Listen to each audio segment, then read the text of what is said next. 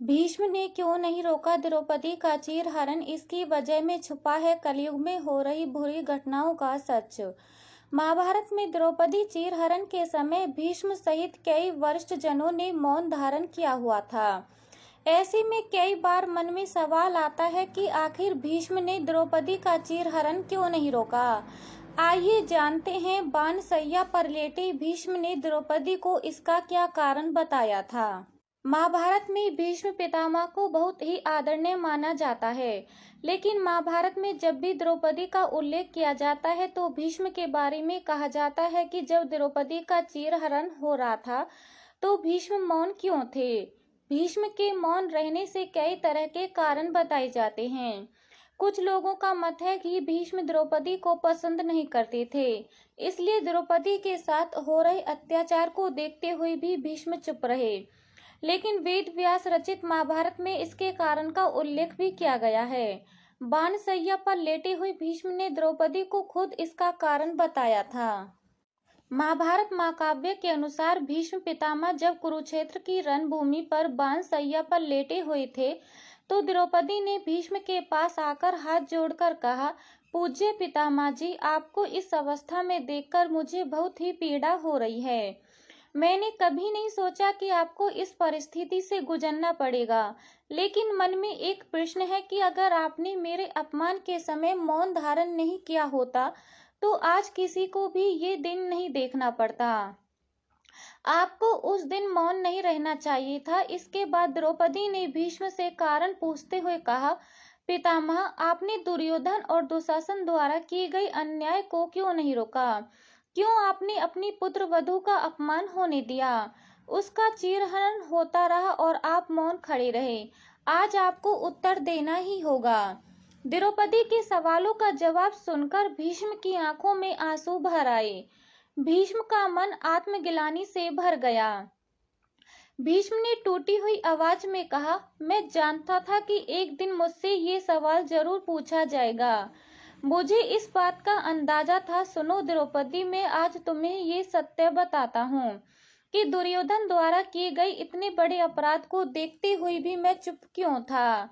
भीष्म ने द्रौपदी को बताया था कि जिस समय मैं कौरवों की राजसभा में था, मैं दुर्योधन का दिया अन्न खा रहा था, जिसे दुर्योधन ने पाप कर्मों से कमाया था। इस कारण से मैं दुर्योधन का अन्न नमक खाने की वजह से उसके अधीन हो गया था। मैं चाहकर भी कुछ नहीं कह पाया। दूसरी बात यह है कि हम जिस भी इंसान का अन्न खाते हैं, कहीं न कहीं उसका प्रभाव हमारे मन मस्तिष्क पर भी पड़ता है। मेरे साथ भी कुछ ऐसा ही हुआ। भीष्म का उत्तर सुनकर द्रौपदी को बहुत हैरानी हुई। द्रौपदी भीष्म के इस जवाब से संतुष्ट तो नहीं हुई, लेकिन उन्होंने भीष्म की राजभक्ति को समझते हुए उन्हें नमन किया। इसके बाद भीष्म ने द्रौपदी को बताया कि वह अंतिम समय से ठीक पहले आज ये सत्य क्यों बता रही हैं। भीष्म ने द्रौपदी से कहा, द्रौपदी, मैं अपनी मृत्यु से पहले ये बात बताकर ही इस संसार से विदा होता हूँ, लेकिन मैं कुछ समय की प्रतीक्षा कर रहा था जिससे मैं ऋण मुक्त होकर इस सत्य को बता सकूं।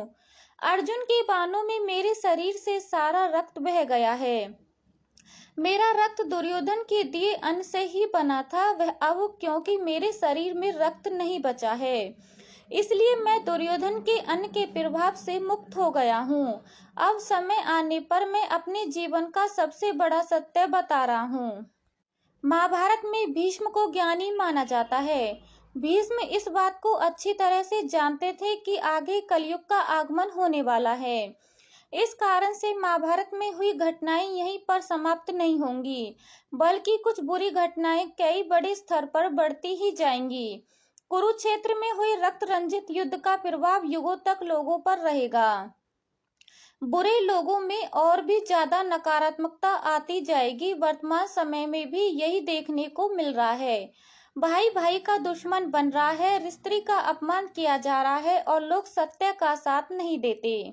महाभारत में जिस तरह भीष्म ने दुर्योधन जैसे बुरे व्यक्तित्व वाले व्यक्ति का अन्न ग्रहण करके मौन धारण किया था, वर्तमान समय में भी हमें यही देखने को मिलता है कि आज भी लोग अगर बुरे लोगों के यहाँ काम करके उनका दिया अन्न ग्रहण करते हैं तो उन पर अन्न का कर्तव्य निभाने की एक जिम्मेदारी बन जाती है। इस कारण से उन लोगों के गलत करने पर भी अन्न खाने वाले व्यक्ति बुरे लोगों का विरोध नहीं कर पाते।